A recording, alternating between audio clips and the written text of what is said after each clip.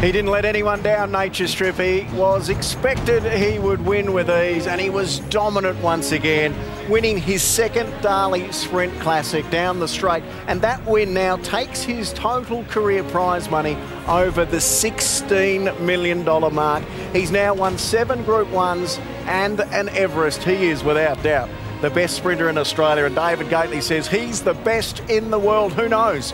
We may find out next year if he tackles the world. And for James McDonald, his unbelievable Cup Carnival continues. He draws level with Brett Preble on 9 wins, which is the most ever in the history of the Melbourne Cup. Can he pass him on Zaaki coming up very soon in the Paramount Plus McKinnon? And for Chris Waller, it was emotional. He was here on course and he got to witness it in person, watching Nature Strip take another Group 1 after Very Elegant's win in the Cup on Tuesday. Every day this week, it hasn't disappointed. There's been so many highlights, from Derby Day to Cup Day to Oaks Day, and now on Stakes Day. Michelle Payne and David Gately, who joined me, it just keeps getting better and better. Now, was that win almost as good as his win 2 years ago, Gator? Oh, look, not far off it. Look, he was pretty effortless in the win a couple of years ago. He's only a 7-year-old. He's been around a long time, but it was pretty easy work. I think the difference is I think he had a slightly inferior field this time than the win a couple of years ago.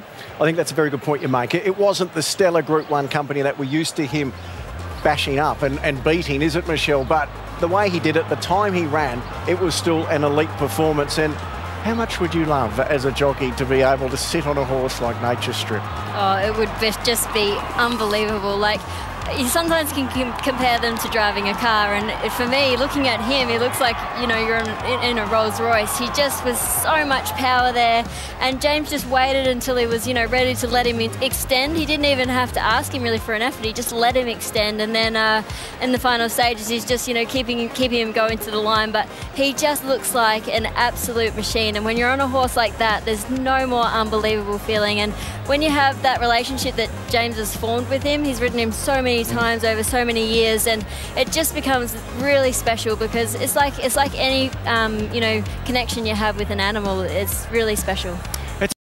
Compare him to Black Caviar, and the staying version's probably Maccabi Diva, in that they were on the bit for so long, they travelled well for so deep into a race, and then when you push the button, the riders, whoever's ridden those great horses, it's not like there's a whole lot more left. The horses are just giving their best without the rider, and I think Nature Strip's similar in that regard. Yeah, exactly right. Like, we never really saw Black Caviar pushed off the bridle, but she was just such an athlete and such a competitor that she sort of gave her all without needing it. So it's the difference between different horses, and it would have been nice to see him sort of racing against some better sprinters, but in saying that, he's still run a really slick time, and you know, he's beat the best of what we've got today. There'll never be another Black Caviar, but Nature Strip will be remembered as one of the all-time great sprinters this country has produced. Well, I saw Jared before. He's got a hat out looking for change after that big win of Nature Strip. What are the punters doing now moving into the McKinnon? Well, it could get a whole lot worse for the bookies should Zaaki win this. No doubt about that, Mike.